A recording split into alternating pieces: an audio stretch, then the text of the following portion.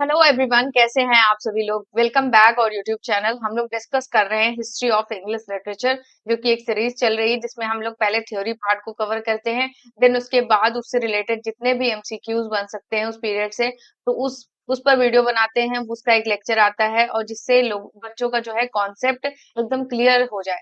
यानी कि उस एज से रिलेटेड जितने भी डाउट्स हैं, चाहे वो मोनार्की से हो या फिर हिस्टोरिकल इवेंट से हो, या फिर क्या क्या मतलब कॉन्फ्लिक्ट्स हुए, किनके बीच वॉर हुआ, और कौन कौन सी लिटरेरी डिवाइसेस उस एज में फेमस थी, कौन से राइटर्स के वर्क्स उस टाइम पे फेमस थे। तो इस तरीके से हम एक तरीके से प्रैक्टिस भी कर रहे हैं, यानी कि जो कुछ हम पढ़ रहे हैं उसका हम प्रैक्टिस भी करते जा रहे हैं, जिससे क्या होता है ना कि एक रिदम बना रहता है पढ़ने का, कि हाँ हमको पढ़ने में मजा आ रहा है। यानी कि आपको एक मोटिवेशन अपने आप में आएगा कि नहीं, हम तो जो थ्योरी में पढ़े हम एमसीक्यू भी फटाफट अटेम्प्ट करे जा रहे हैं।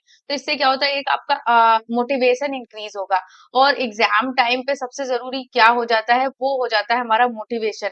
जब तक हमारा मोटिवेशन सेल्फ कॉन्फिडेंस अच्छा नहीं रहेगा, हम एग्जाम में अच्छा नहीं कर पाएंगे। तो इसी सीरीज को ध्यान में रखते हुए हम आज लेके आए हैं ऑगस्टन एज के most important previous year MCQs को, जो कि हमने इस थ्योरी पार्ट में डिस्कस कर लिया है। इसका थ्योरी पार्ट ऑगस्टन एज को, या फिर एज ऑफ होप जिसे बोलते हैं, या फिर जॉर्जियन लिटरेचर भी जिसे बोलते हैं, तो उसका थ्योरी पार्ट हमने कंप्लीट कर लिया है। और आज हम डिस्कस करेंगे मोस्ट इंपॉर्टेंट एमसीक्यूज। तो स्टार्ट करते हैं हमारा आज का important session with very warm welcome. Okay, so देखिएगा फर्स्ट क्वेश्चन कि क्या कह रहा है। Who was the reigning monarch during the Augustan age in England.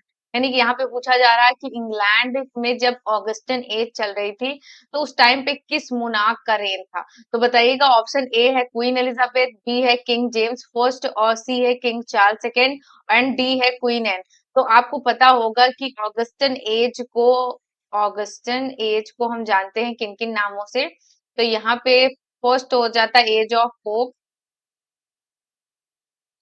And second Augustan age से इसको जानते हैं। ठीक है, वो सब कुछ मैंने बताया है कि क्यों जानते हैं ऑगस्टन एज से को। ऑगस्टन एज क्यों बोलते हैं, एज ऑफ होप क्यों बोलते हैं। और थर्ड वन इस इसे हम जॉर्जियन लिटरेचर के नाम से भी जानते हैं। ठीक है, तो इसको भी बताया मैंने जॉर्जियन लिटरेचर क्यों बोलते हैं। अब आप बताइए, आपके सामने ऑप्शंस हैं, बताइए कौन सा ऑप्शन सही है इसमें से। तो यहाँ पे अगर जो ऑप्शन सही होगा वो हम जाएंगे किंग जेम्स फर्स्ट के साथ, बिकॉज इन्हीं की वजह से जाना जाता है। King James first and second यहाँ पे रूल किया है ऑगस्टन एज में, that's why we called the Georgian literature. Okay, यहाँ पे क्वीन एलिजाबेथ नहीं होंगी। ठीक है, इनका 16th सेंचुरी में था, और किंग चार्ल्स सेकेंड ये रेस्टोरेशन से बिलोंग करते हैं, और क्वीन एन यहाँ पर नहीं है। ठीक है, तो इस तरीके से हमारे ये ऑप्शन गलत हो जाते हैं। सही जो हमारा ऑप्शन बचता है वो है किंग जेम्स। ठीक है, यानी कि इसका राइट ऑप्शन क्या है, तो वो है किंग जेम्स। किंग जेम्स का रेन था यहाँ पे जब ऑगस्टन एज चल रही थी। क्लियर।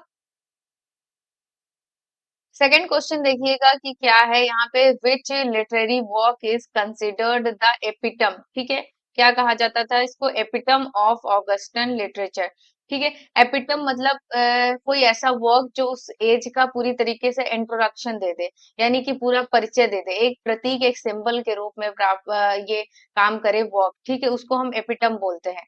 राइट, यानी कि उस वर्क से उस एज के बारे में पूरा पता चल जाए कि क्या किस तरीके का माहौल था, क्या लिटरेरी जॉनर्स उस टाइम पे लिखे जाते थे, और सोसाइटी किस तरीके की। मेनली क्या होता है ना, जिस भी एज का आप वर्क उठाएंगे तो उसमें अगर सबसे ज्यादा चीज, अगर आप कोई चीज ऑब्जर्व करेंगे तो उस टाइम की सोसाइटी को ऑब्जर्व कर सकते हैं किसी भी वर्क में, चाहे कि वो पोस्ट कॉलोनियल टाइम का लिटरेचर हो या फिर रोमांटिक पीरियड का लिटरेचर हो। तो उसमें आप उस टाइम के कैरेक्टरिस्टिक को जान सकते हैं। ठीक है, दैट्स वाई इसको हम एपिटम बोलते हैं। अब आप बताइए कि ऑगस्टन लिटरेचर का एपिटम किसे बोला जाता है। तो यहाँ पे पैराडाइज लॉस्ट मुझे तो नहीं लगता है। आप बताइए कि आपको लगता है कि जॉन मिल्टन ऑगस्टन एज तक रहे थे। बताइएगा। और Gulliver's travel by Jonathan Swift, या फिर पामेला बाय सैमुअल रिचर्डसन, या फिर द कैंटरबरी टेल्स बाय जियोफ्री चौसर। तो यहाँ पे जो राइट हो जाता है वो ना ही पैराडाइज लॉस्ट है, ना ही पामेला बाय सैमुअल रिचर्डसन है, ना ही कैंटरबरी टेल्स है। तो यहाँ पे जो राइट ऑप्शन है वो हम जाएंगे Gulliver's travel by Jonathan Swift. ठीक है, अब इस ये पब्लिश कब हुई थी, तो ये पब्लिश हुई थी 26 अक्टूबर 26 अक्टूबर 1726, ठीक है। इसमें ये पब्लिश हुई थी और इसका जो जॉनर था मेनली जो ऑगस्टन एज है उसमें सबसे ज्यादा पॉपुलर कोई अगर टर्म हुआ है तो वो है सटायर, ठीक है। मेनली किस तरीके के सटायर लिखे जाते थे, तो पॉलिटिकल सटायर्स लिखे जाते थे। लेकिन जो ये वर्क है ये सटायर है और साइंस फिक्शन है, ठीक है। क्लियर हो जाता है यहाँ पे हमारा ये इम्पोर्टेंट क्वेश्चन। देखिएगा नेक्स्ट क्वेश्चन क्या है, who is often regarded as the greatest satirist of the Augustan age. यहाँ पे पूछा गया है ऑगस्टन एज के जो ग्रेटेस्ट सटायरिस्ट है उनको किसे बोला जाता है, यानी किसे ग्रेटेस्ट सटायरिस्ट बोला जाता है ऑगस्टन एज का। तो यहाँ पे फर्स्ट ऑप्शन हो गया Alexander pope, Jonathan Swift, John Dryden या सैमुअल रिचर्डसन। बताइए सही ऑप्शन क्या है, हम किसके साथ जाएंगे। तो यहाँ पे अलेक्जेंडर जो पोप है ये अपने ट्रांसलेशंस के लिए जाने जाते हैं, ठीक है। क्योंकि इन्होंने ग्रीक और रोमन जो राइटर्स हैं उनको ट्रांसलेट किया था, उनके वर्क्स को इमिटेट करके लिखा था और उन पे ट्रांसलेशन किया था। और जोनाथन स्विफ्ट जो है इनका ये गुलिवर्स ट्रैवल, जैसे कि मैंने अभी बताया है, ट्रैवल ये काफी ज्यादा फेमस वर्क है, मेजर वर्क है। और यहाँ पे जॉन ड्राइडन तो है ही नहीं, ये मेटाफिजिकल पोएट है, मेटाफिजिकल पोएट है ये। और सैमुअल जॉनसन जो है वो अपने लेक्सिकोग्राफी में जो उनको इनका कंट्रीब्यूशन था, यानी इन्होंने जो डिक्शनरी लिखी थी, a dictionary of English language, a dictionary of English language, जो कि कब पब्लिश हुई थी, तो 1755 में पब्लिश हुई थी। काफी इंपॉर्टेंट वर्क्स हैं, इनको ध्यान रखिएगा, ये बहुत ज्यादा इंपॉर्टेंट वर्क है सैमुअल जॉनसन का, ठीक है। और यहाँ पे जो राइट ऑप्शन होता है वो जॉन ड्राइडन नहीं है, क्योंकि ये मेटाफिजिकल पोएट है, सैमुअल जॉनसन भी नहीं है।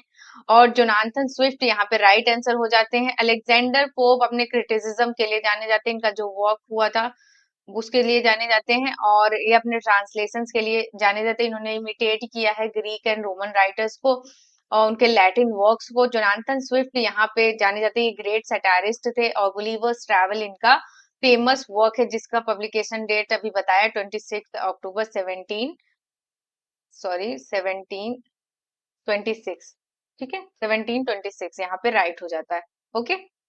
यहाँ पे एक चीज मैं मिस्टेक किया है कि यहाँ पे 26 की बजाय 28 अक्टूबर होगा, 28 अक्टूबर 1726, आगे भी सही कर लीजिएगा वहां पे। 28 अक्टूबर 1726 को गुलिवर्स ट्रैवल पब्लिश हुई थी और ये जोनाथन स्विफ्ट की एक फेमस वर्क है जिसका जॉनर है satire, that's why we called the Jonathan Swift as greatest satirist of Augustan age. Clear. तो नेक्स्ट क्वेश्चन यहाँ पे देखिएगा, Which of the following is not a characteristic of Augustan literature? अब आपसे पूछा गया है कि इन चारों में से कौन कैरेक्टरिस्टिक नहीं है ऑगस्टन लिटरेचर का। तो यहाँ पे बेसिक सटायर है, न्यू क्लासिज्म भी है, ठीक है। न्यू क्लासिज्म के अंदर ही ये पीरियड्स आए थे जिसमें रेस्टोरेशन हुआ, उसके बाद ऑगस्टन हुआ, फिर हुआ एज ऑफ जॉनसन, ठीक है। तो हम ऑगस्टन एज पढ़ रहे हैं, तो इसमें न्यू क्लासिज्म भी हो जाता है, रोमांटिसिज्म भी नहीं होता है, यहाँ पे रोमांटिसिज्म नहीं है। और रेशनलिज्म यानी कि तर्कवादी थे ये, तो यहाँ पे तर्कवाद भी हो जाता है, ठीक है। तो इस तरीके से हमारा जो सही ऑप्शन है जो कि नहीं है कैरेक्टरिस्टिक ऑफ ऑगस्टन लिटरेचर, तो वो है रोमांटिसिज्म, ठीक है। रोमांटिसिज्म का इस यहाँ से कोई लेना देना नहीं, ठीक है। क्लियर। नेक्स्ट क्वेश्चन देखिएगा यहाँ पे, who is known for popularising the heroic couplet during the Augustan as. बताइए सही ऑप्शन क्या है, क्या जॉन ड्राइडन या अलेक्जेंडर पोप या फिर जोनाथन स्विफ्ट या सैमुअल जॉनसन, ठीक है। तो हेरोइक कपलेट से जुड़े कुछ फैक्ट्स हैं उनको जान लीजिए यहाँ पे। देखिए हीरोइक कपलेट में सबसे ज्यादा इंपॉर्टेंट चीज तो ये है कि इसमें रेगुलर मीटर तो होता है, रेगुलर मीटर तो होता है, बट राइमिंग स्कीम नहीं होती, राइमिंग स्कीम नहीं होती, ठीक है। तो ये यहाँ पे नहीं होती है। और दूसरी चीज ये है कि इसको सबसे पहले अगर क्वाइन किसी ने किया था, क्वाइन किया था इसको जॉफरी चौसर ने, जियोफ्री चौसर ने, ठीक है। और इसको परफेक्ट परफेक्ट किसने किया था, इसका यूज किया बहुत ज्यादा, तो वो यहाँ पे जॉन ड्राइडन हो जाते हैं, जो कि किया था इन्होंने रेस्टोरेशन पीरियड में, ठीक है, रेस्टोरेशन पीरियड में। और दूसरे हमारे यहाँ पे हो जाते हैं अलेक्जेंडर पोप। अलेक्जेंडर पोप, ठीक है। अलेक्जेंडर पोप यहाँ पे हो जाते हैं, जिन्होंने इसको पॉपुलर किया ऑगस्टन पीरियड में, ऑगस्टन एज में।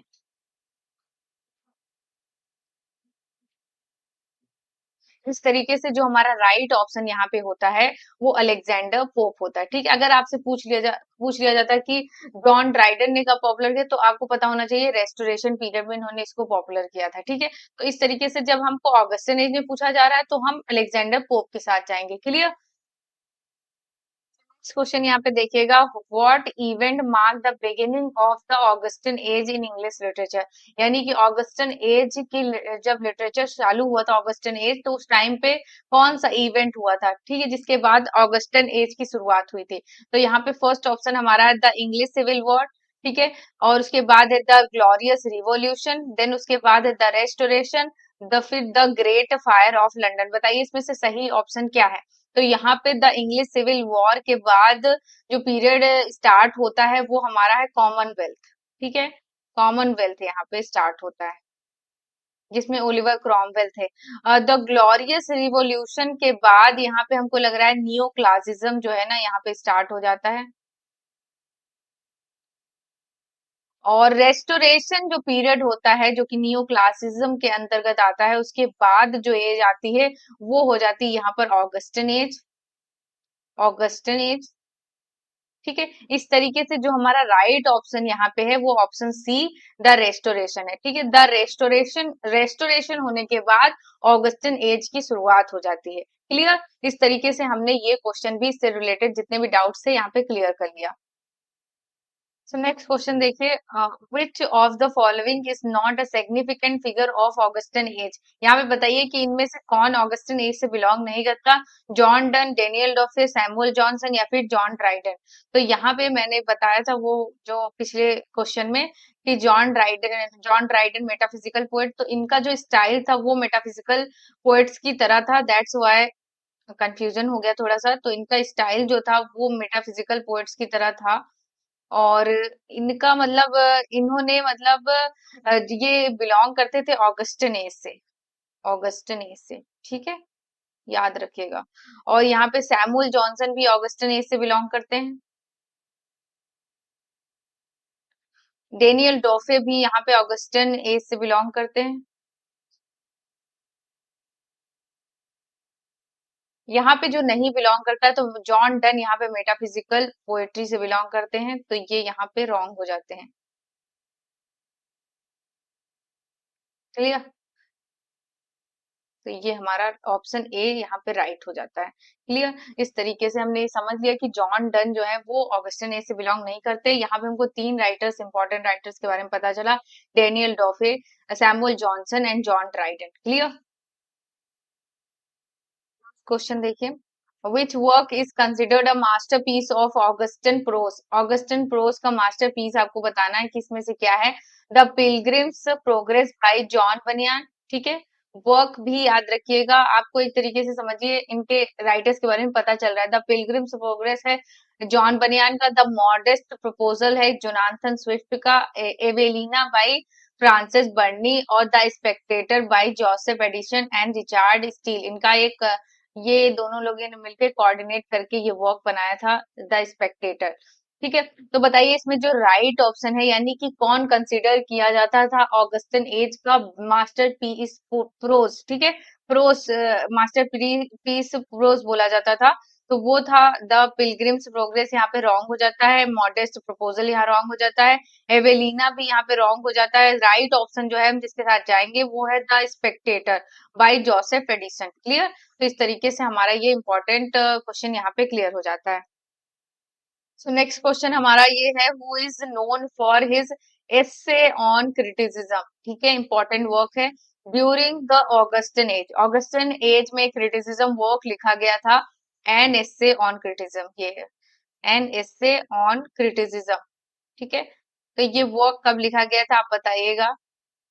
सैमुअल जॉनसन ने लिखा था ये वर्क, बताइए, या फिर जॉन ड्राइडन या अलेक्जेंडर पोप या फिर जोनाथन स्विफ्ट। तो इसका जो राइट ऑप्शन है वो हम अलेक्जेंडर पोप के साथ जाएंगे, और ये पब्लिश हुआ था, पब्लिश्ड इन 1711, ठीक है। 1711 में पब्लिश हुआ था, an essay on criticism Alexander Pope. Clear. So question देखिएगा, which of the following work is a mock epic. कैसा है वर्क? तो mock epic poem by Alexander pope.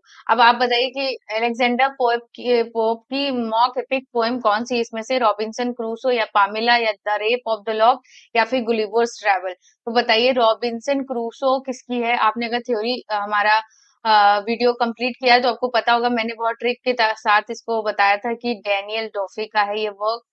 Daniel डोफे, यहाँ से मैंने ये ट्रिक बताया था। ठीक है। और पामेला जो ये वर्क है ये किसका है बताइए।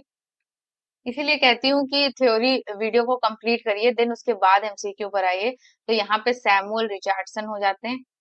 ये इंपॉर्टेंट राइटर्स को हमने बहुत अच्छी तरीके से कवर किया उस वीडियो में। और the rape of the lock ये हो जाता है अलेक्जेंडर पोप का। अलेक्जेंडर पोप का, क्योंकि कब पब्लिश हुआ था? तो पब्लिश हुआ था ये मई 1712 को। ठीक है। गुलिवर्स ट्रैवल यहाँ पे हो जाता है जोनाथन स्विफ्ट का। जोनाथन स्विफ्ट का।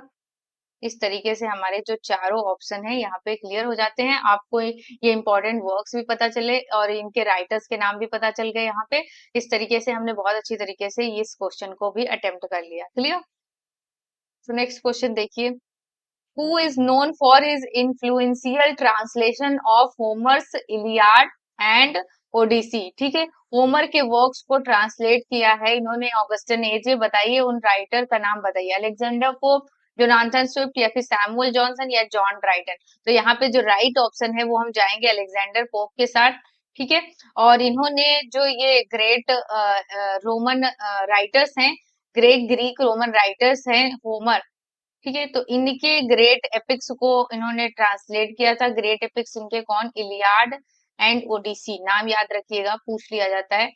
इसको इन्होंने ट्रांसलेट किया था इंग्लिश लैंग्वेज में और इंग्लिश ऑडियंस तक लेके गए थे। दैट्स वाई हम इनको इसलिए याद रखते हैं। इनका जो इन्फ्लुएंशियल ट्रांसलेशन था इस एज में, तो अलेक्जेंडर पोप के साथ हम जाएंगे, इन्होंने ट्रांसलेट किया है। क्लियर। बाकी ये सारे ऑप्शन यहाँ पे रॉन्ग हो जाते हैं। हम जाएंगे अलेक्जेंडर पोप के साथ। क्लियर। सो हमारा क्वेश्चन देखिए कि which Augustan age writer is famous for his play the way of the world। ठीक है। बताइए ये वर्क किसका है पूछा जा रहा है। ये एक ऑगस्टन एज के राइटर थे जिनका एक फेमस प्ले था the way of the world. बताइए विलियम कॉनग्रीव या फिर जॉन ड्राइडन या जोनाथन स्विफ्ट या फिर सैमुअल रिचर्डसन। बताइए इसका जो राइट आंसर है वो क्या है। तो यहाँ पे जो राइट आंसर है वो है विलियम कॉनग्रीव, यानी कि इसके राइटर कौन है? तो विलियम कॉनग्रीव हैं। ये फेमस प्ले जो है ना, ये पब्लिश कब हुआ था? तो पब्लिश हुआ था ये 1700 में। ठीक है। क्लियर। ये डेट याद रखिएगा। ये प्ले किसका है? The way of the world, William Congreve. Clear. इस तरीके से हमारा ये क्वेश्चन यहाँ पे क्लियर हो जाता है। तो नेक्स्ट हमारा यहाँ पे क्वेश्चन है, who wrote the novel Robinson Crusoe, often considered one of the earlier example of English novel. ठीक है। तो बताइए रॉबिन्सन क्रूसो को किसने लिखा, ये पूछा जा रहा है। तो डेनियल डॉफे, जोनाथन स्विफ्ट या फिर अलेक्जेंडर पोप या फिर जोसेफ एडिसन। तो यहाँ पे जो राइट ऑप्शन होता है वो हमारा डेनियल डॉफे होगा, और इसको हम कई बार पढ़ा भी चुके हैं। डेनियल डॉफे, यहाँ से याद रखिएगा पीछे से जो हिंट है। और यह कब पब्लिश हुआ था? तो 25 अप्रैल 1719 को ये पब्लिश हुआ था। क्लियर। बढ़ते हैं नेक्स्ट क्वेश्चन की तरफ।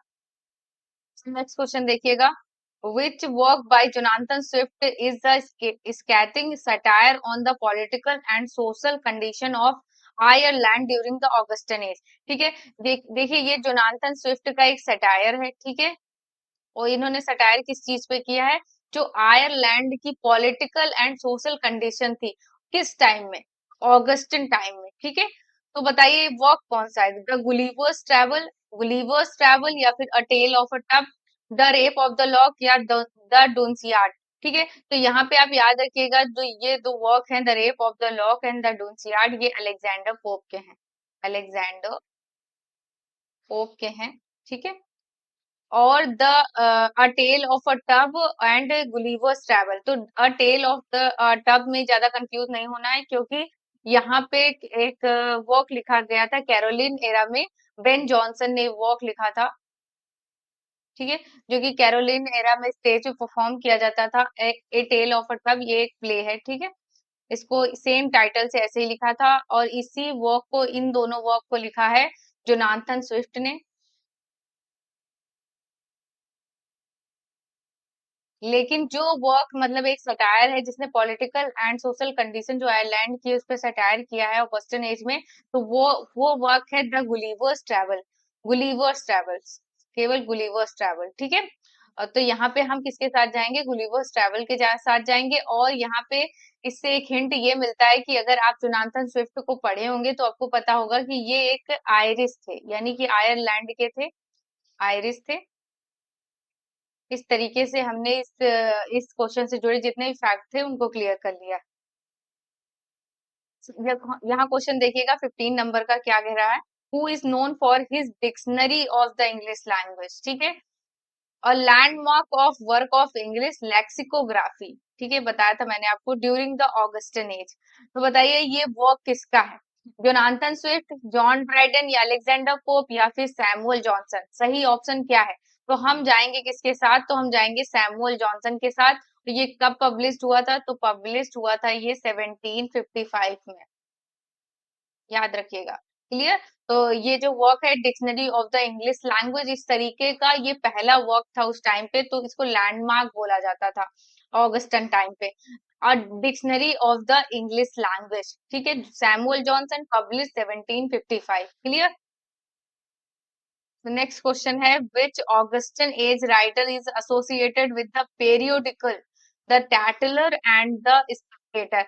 पेरियोडिकल एसेज वो होते हैं जो एक पीरियड से, मतलब एक बीच में, उनको जैसे वीकली जो पेपर्स होते हैं उनको पेरियोडिकल बोलते हैं, यानी कि उनमें एक थोड़ा सा गैप हो, फिर उसका दूसरा दूसरा सेशन आए, ठीक है, दूसरी सीरीज आए। जैसे कि होता नहीं कि एक कोई सीरियल चला होता है, फिर उसके बाद उसी का दूसरा पार्ट आ जाता है, या फिर अब तो मूवीज भी ऐसी बनने लगी है, पार्ट 1, पार्ट 2, पार्ट 3। तो ये एक पेरियोडिकल टाइप है, ठीक है। तो बताइए इससे कौन एसोसिएट है, the periodical, the Tatler and the Spectator, ठीक है। तो जोसेफ एडिसन, अलेक्जेंडर पोप, या सैमुअल रिचर्डसन, या जॉन ड्राइडन। तो इसका जो सही ऑप्शन है यहाँ पे वो है जोसेफ एडिशन, ठीक है। नेक्स्ट क्वेश्चन देखिए, who wrote the novel Pamela, ठीक है, which is often regarded as one of the earliest example of the English novel of manners, ठीक है, नॉवेल ऑफ मैनर्स, ठीक है। तो बताइए पामेला किसने लिखा था, तो ये सैमुअल रिचर्डसन, डैनियल डॉफे, या जोनाथन स्विफ्ट, या अलेक्जेंडर पोप। तो इसका जो राइट ऑप्शन यहाँ पे होता है वो सैमुअल रिचर्डसन होता है। सैमुअल रिचर्डसन ने पामेला लिखा था, ठीक है। सो ये एक एपिस्टोलरी नॉवेल थी, क्या थी, ये एक एपिस्टोलरी नॉवेल थी, एपिस्टोलरी, एपिस्टोलरी नॉवेल थी। और ये कब पब्लिश्ड हुई थी, तो पब्लिश्ड हुई थी ये 1740 में, 1740 में पब्लिश हुई थी। अब आपको ये बताइए, एपिस्टोलरी नॉवेल मैंने पढ़ाया थ्योरी वीडियो में, एपिस्टोलरी नॉवेल्स वो होती हैं जो डॉक्यूमेंट या लेटर के फॉर्म में लिखी जाती हैं, ठीक है। जैसे कि एक वर्क आपने अभी पढ़ेंगे, और आपने पढ़ा भी होगा, काफी फेमस वर्क है फ्रैंकेनस्टीन, जो कि मैरी शैली ने लिखा। वो किस फॉर्म में लिखा गया, वो एपिस्टोलरी फॉर्म में लिखा गया। तो एपिस्टोलरी फॉर्म वही होता है जो लेटर या डॉक्यूमेंट के फॉर्म में लिखे जाते हैं वर्क, उनको एपिस्टोलरी फॉर्म बोलते हैं, ठीक है। नेक्स्ट क्वेश्चन यहाँ पे देखिएगा, which Augustan age poet is known for his work ode to solitude and elegy written in country churchyard. बताइएगा इसमें कौन सा सही है। तो Alexander Pope, John Dryden, Jonathan Swift and Thomas Gray. तो यहाँ पे थोड़ा सा कंफ्यूजन ये है कि ओड टू सॉलिट्यूड जो है ये है अलेक्जेंडर पोप की,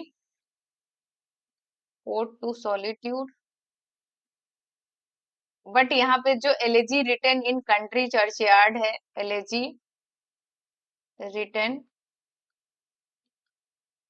इन कंट्री चर्चयार्ड,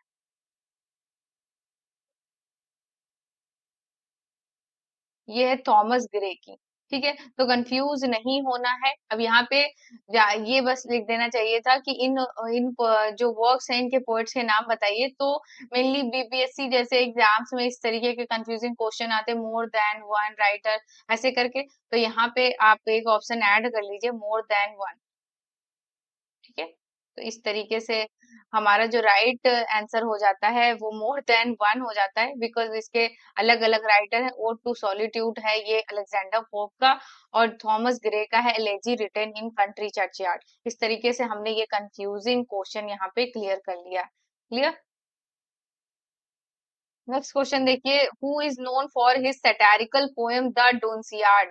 ठीक है, which targets the literary and intellectual mediocrity of the age. ठीक है, बताइए जॉन ड्राइडन या अलेक्जेंडर पोप या जोनाथन स्विफ्ट या सैमुअल जॉनसन। तो इसका जो राइट आंसर होगा वो हम जाएंगे अलेक्जेंडर पोप के साथ।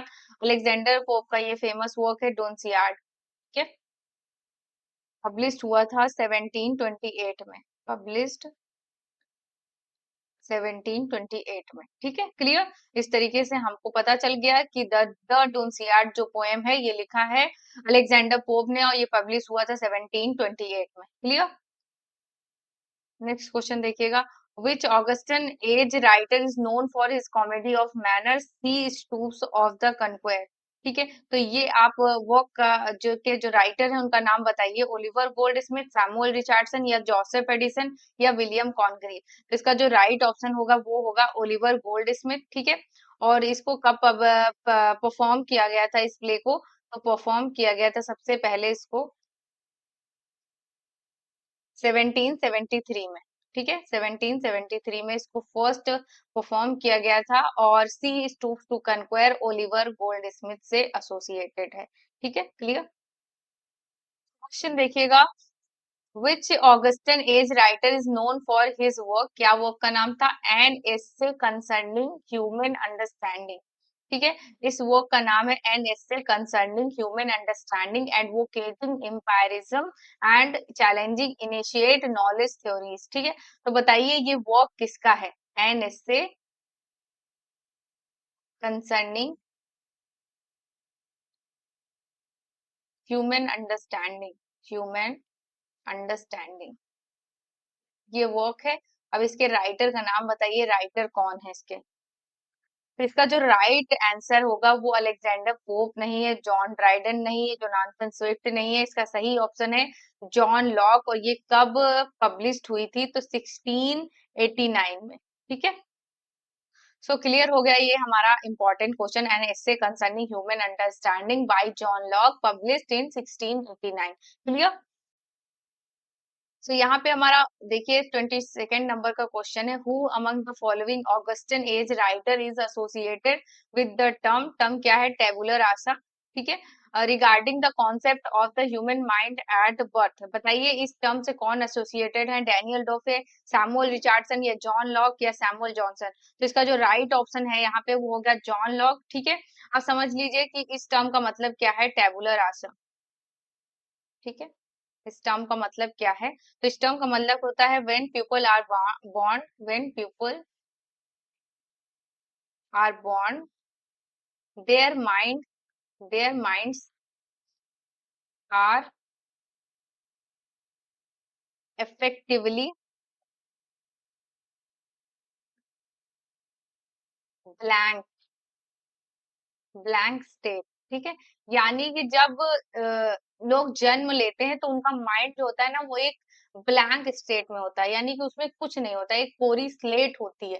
ठीक है, बट यहाँ पे एक और, so their experiences, so their experiences and observations makes them who they are। ठीक है, यानी कि वो जो कुछ भी बनते हैं, वो जो कुछ भी बनते हैं, जैसे भी होते हैं, वो किस वजह से होते हैं? अपने एक्सपीरियंसेस एंड ऑब्जर्वेशन की वजह से। देखिए थ्योरी वीडियो में मैंने बहुत अच्छी तरीके डिमॉन्स्ट्रेट करके बताया कि जो लर्निंग है वो किस चीज का कॉम्बिनेशन है। तो वो आपके एक्सपीरियंस और ऑब्जर्वेशन का कॉम्बिनेशन है। क्या? लर्निंग, ठीक है। यानी कि जब आप कुछ ऑब्जर्व करते हैं तो वहां से कुछ एक्सपीरियंस गेन करके लाते हैं, फिर वही किसमें कन्वर्ट हो जाता है, आपके लर्निंग में कन्वर्ट हो जाता है, और यही लर्निंग चल के आपकी पर्सनालिटी बनती है, ठीक है। इस तरीके से ये टर्म समझिए। और इसको दिया था जॉन लॉक, जो कि एक इंग्लिश इंग्लिश फिलोसफर है, और इनसे एसोसिएटेड है ये टर्म। अब तो आपको ये पूरा कंस्ट्रक्ट हो गया होगा अगर आप देख रहे होंगे ये वीडियो तो।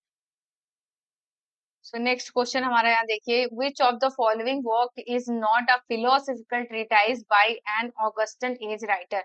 तो आपको इनमें से बताना है कि कौन सा वर्क है जो फिलोसॉफिकल नहीं है। तो an essay on man by Alexander Pope, तो ये है यहाँ पे, ठीक है। A modest proposal by Jonathan Swift, an essay concerning human understanding, ये भी एक फिलोसॉफिकल टच लेके है। एंड डी ऑप्शन है the reasonableness of Christianity by John Locke, तो ये भी हमारा एक फिलोसॉफिकल टच लेके वर्क है। तो यहाँ पे जो वर्क नहीं है वो है a modest proposal by Jonathan Swift, ठीक है। तो ये हमारा यहाँ पे रॉन्ग हो जाता है, और जो ऑप्शन के हिसाब से है तो ये हमारा राइट हो जाता है, ठीक है, द मॉडेस्ट प्रपोजल। बाकी ये तीनों वर्क्स जो हैं ये हैं फिलोसॉफिकल टच से, ठीक है। किससे एसोसिएटेड हैं, तो ये फिलोसॉफिकल टच आपको इसमें दिखेगा, फिलोसॉफिकल टच, ठीक है, फिलोसॉफिकल टच इसमें आपको दिखेगा। बाकी a modest proposal by Jonathan Swift, इसमें आपको कोई फिलोसॉफिकल ट्रीटाइज नहीं दिखेगी, क्लियर। सो नेक्स्ट क्वेश्चन देखिएगा, who wrote the seminal work the new science, ठीक है, which laid the groundwork for modern social sciences and often considered a precursor of the enlightenment, ठीक है। तो बताइए ये वर्क किसका है, जियाम बैटिस्टा विको, या फिर फ्रांसिस बैकन, या फिर रेन डिस्कार्ड्स, या थॉमस हॉब्स। बताइए किसका ये ऑप्शन है राइट, यहाँ पे ऑप्शन कौन सा है। तो हम जाएंगे किसके साथ, तो जियाम बैटिस्टा विको। तो इसका पूरा टाइटल ही यही है, the new science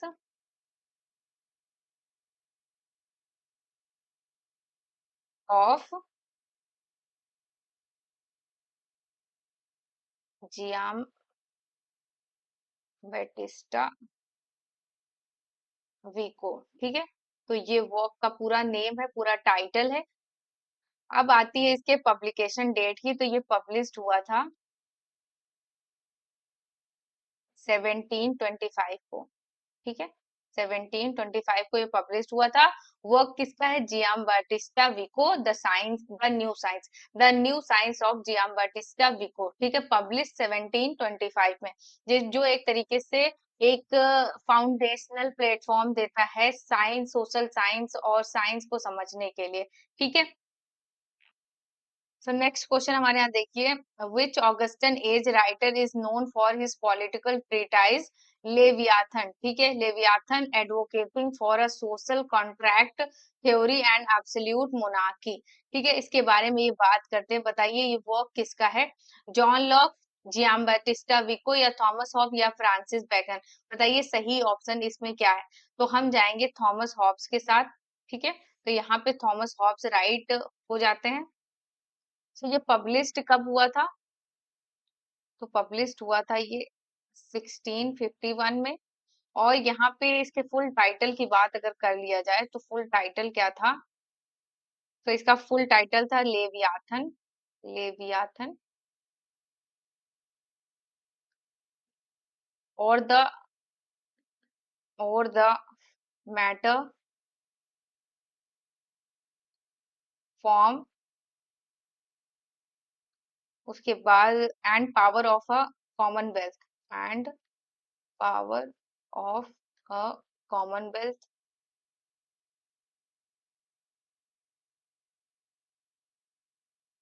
एक्सेलियस्टिकल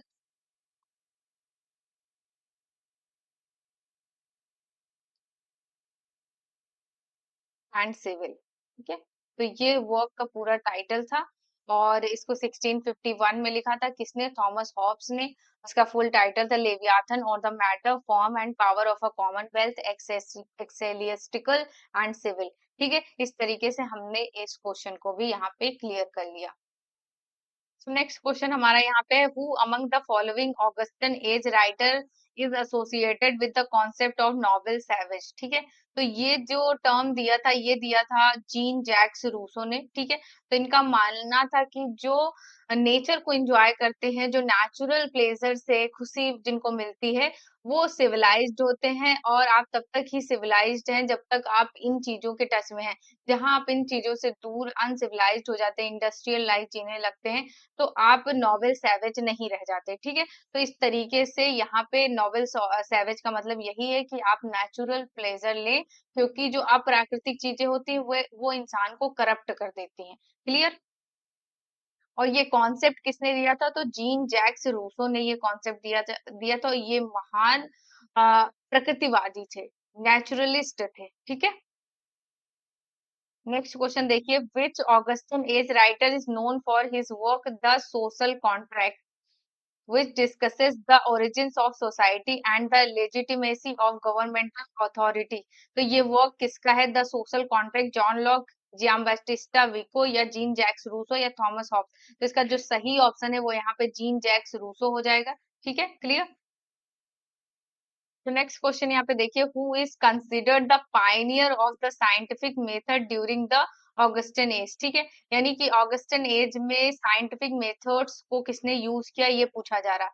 Francis bacon, Rene Descartes, या Isaac Newton, Isaac Newton, Isaac Newton या जॉन लॉक। बताइए इसमें से सही ऑप्शन क्या है? तो हम फ्रांसिस बेकन के साथ जाएंगे, ठीक है। इन्होंने मतलब इसको पायनियर किया और ऑगस्टन एज में, इस वजह से हम फ्रांसिस बेकन के साथ जाएंगे। क्लियर।